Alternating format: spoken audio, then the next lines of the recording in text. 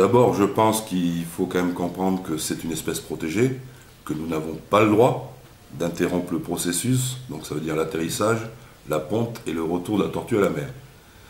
Toute personne, normalement, d'après la loi, susceptible d'être trouvée en possession d'une tortue lutte devrait être punie.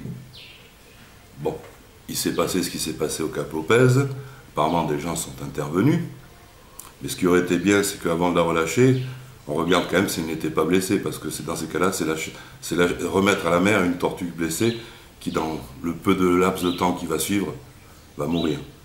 Donc ce qui aurait été mieux, à la limite, avant de la relâcher, c'est de voir si les gens n'étaient pas capables de déterminer si elle était gravement blessée ou juste légèrement blessée.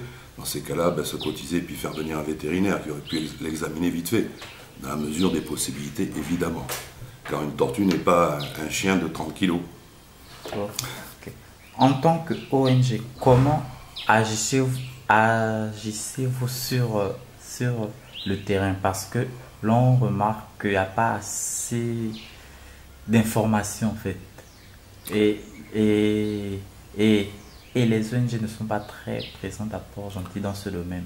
Écoutez, d'abord, je vais commencer par un historique. Au niveau de la sensibilisation, nous avons fait de la sensibilisation au niveau de Port-Gentil. Depuis des années, nous prenons pour un programme à chaque retour de la saison des tortues sur le Cap Lopez, mais jusqu'à présent, nous n'avons eu aucun, je dis bien, bienfaiteur capable de financer l'opération. Car il faut bien comprendre qu'une opération comme ça coûte cher. C'est mettre des gens sur le terrain 24 heures sur 24 pendant minimum, au maximum même 10 mois. Ça veut dire payer des gens, les installer, leur permettre d'avoir une zone de vie, faire leur travail, ça veut dire surveiller, nettoyer les plages, parce que ça aussi c'est un problème récurrent qui empêche les tortues de venir pondre, ou quand elles viennent pondre, elles restent, elles s'échouent. Donc je ne pense pas qu'on peut dire qu'il n'y a pas de sensibilisation. Nous, au niveau de H2O, on l'a fait. Le seul problème, c'est que les gens ne sont pas sensibles. Regardez, j'ai fait plusieurs conférences à l'Alliance franco-gabonaise. Il y a eu, j'ai aperçu, à la première, on avait le maire du premier, M. Mayungu. Je n'ai pas vu d'autres personnes, ou très peu de personnes. Les gens ne sont pas motivés de faire les choses. Parce qu'à la limite, ils se disent ça ne nous concerne pas. Alors qu'on est tous concernés. La beauté de venir voir pondre une tortue, c'est magnifique. De voir cet énorme animal sortir de l'eau, venir déposer ses œufs et repartir, sachant que quelques mois plus tard, il y aura des naissances.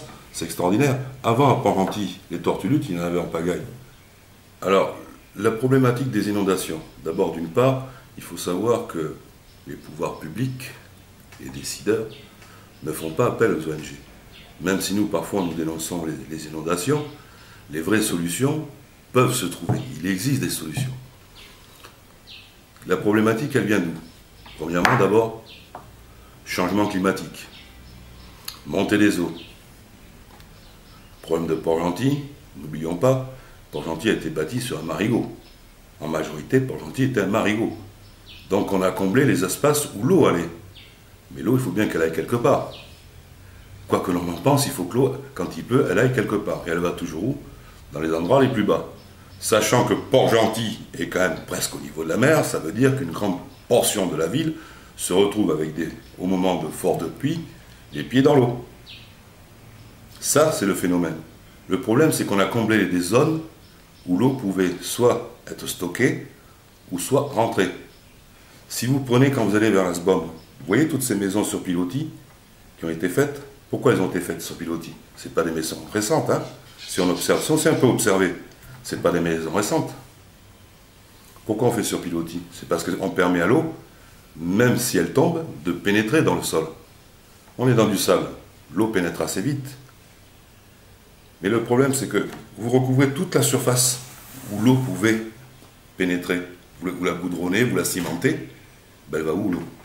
Elle suit le chemin jusqu'à un moment où elle trouve l'endroit le plus bas. Et elle inonde cette zone. Et les endroits les plus bas à Port-Gentil, ça ne manque pas. Je crois que tout le monde les connaît. Hein? Quand il y a les fortes pluies, on sait où c'est qu'il y a de l'eau en général, à Port-Gentil. Bon, ensuite, il y a quand même aussi le phénomène de changement climatique.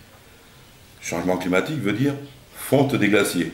augmentation des eaux. On le voit bien à Port-Gentil depuis plus d'une quinzaine d'années maintenant, ça devient pratiquement récurrent. Au marais d'équinoxe, à tous ces moments-là, des très fortes marées, l'eau remonte par les caniveaux et on la retrouve du côté du grand village, ce qui est anormal. Mais par contre, il y a un facteur qu'il faut prendre en ligne de compte, c'est que du fait d'avoir ouvert des caniveaux sur la mer, ben la mer utilise ces caniveaux pour rentrer en ville et inonder la ville. Sachant que la montée des eaux, ce n'est pas une vue d'esprit de certains farfelus scientifiques qui ont inventé ça, c'est la triste réalité. Et bien, malheureusement, les caniveaux permettent et facilitent l'entrée de la mer dans la ville. Donc, les solutions, et ça, si les autorités de cette ville voulaient un peu écouter, il y a des solutions. Il faut y réfléchir, ne pas faire n'importe quoi.